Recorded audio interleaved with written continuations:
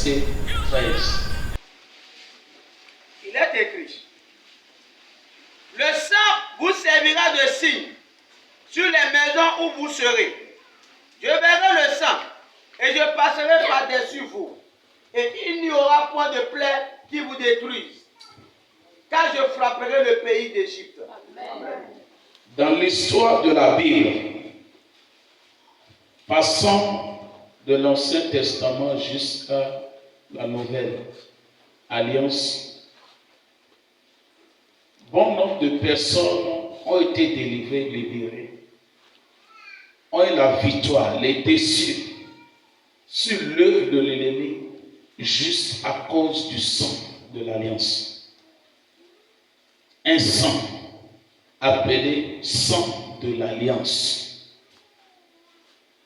Le sang de l'Alliance a pour mission de sécuriser, de protéger, de délivrer, de libérer de toutes sortes de malheurs et de maux auxquels un enfant de Dieu peut être confronté.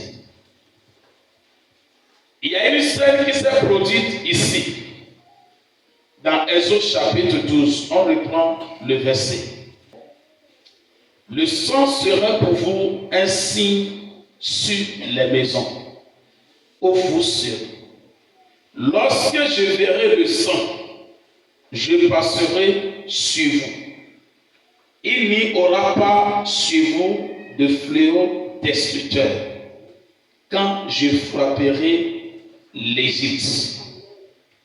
Chers frères et sœurs, dans le Seigneur Jésus-Christ, quand vous regardez cette portion des Écritures, vous verrez et vous comprendrez très simplement que le sang est puissant. Je répète, le sang est puissant. Surtout quand il s'agit du sang d'une alliance. On ne s'amuse pas avec le sang d'alliance. On ne fait pas quoi? On ne s'amuse pas avec le sang d'alliance. Il dit, vous serez mon peuple, et moi je serai pour vous un Dieu. Quand vous prenez toute l'ancienne alliance, l'Ancien Testament, qui est fait de l'Ancienne Alliance, vous allez voir que la plupart ont noué alliance avec l'Éternel Dieu par un sang versé. Donc vous comprendrez tout à l'heure que l'Ancien Testament est fait d'une alliance qu'on appelle Ancienne Alliance, ou la toute première alliance. Rien ne se passait sans que l'alliance ne soit établie dans l'ancien temps. Amen. Tout se passait suite à une alliance établie. Et là où on pouvait parler d'alliance entre Dieu et un individu, entre Dieu et un peuple, entre Dieu et une nation, un sang doit être forcément versé pour sceller cette alliance. Écoutez-moi très bien là où je vous appelle.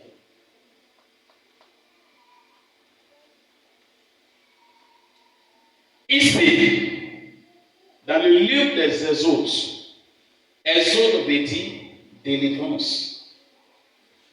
Amen. Libération. Tout ce que vous voulez. Dans cette portion des écrits, il y a une scène qui est lieu là. Ne soyons pas distraits pour rater le nœud de ce que nous voulons faire ce matin. Vous allez comprendre que ce n'est pas au hasard et non pour le plaisir que Dieu a exigé qu'un sang soit mis en œuvre que le sang soit mis en œuvre.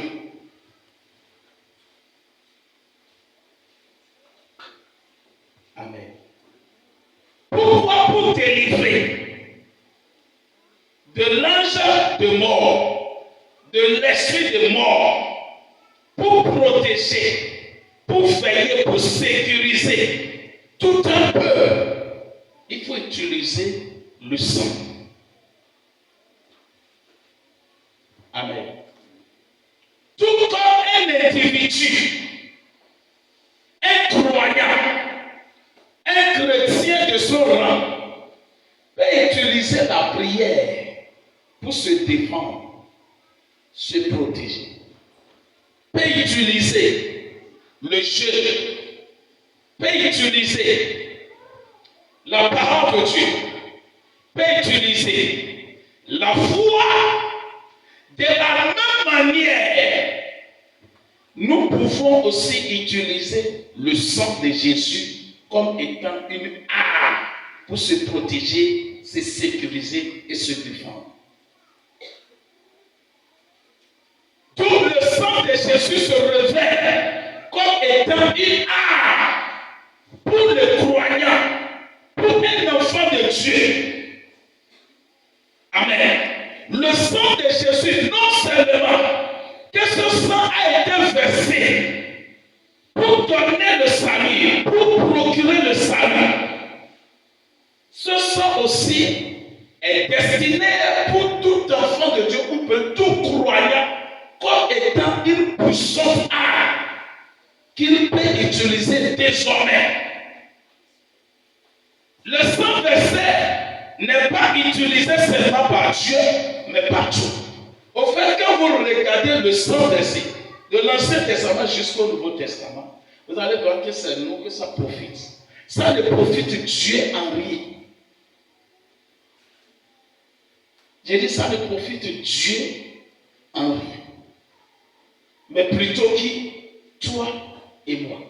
Donc quand nous rentrons dans cette portion des écrits, vous allez voir que à rien ça n'avait profité Dieu. Qui avait joui de ce sang? C'était le peuple d'Israël.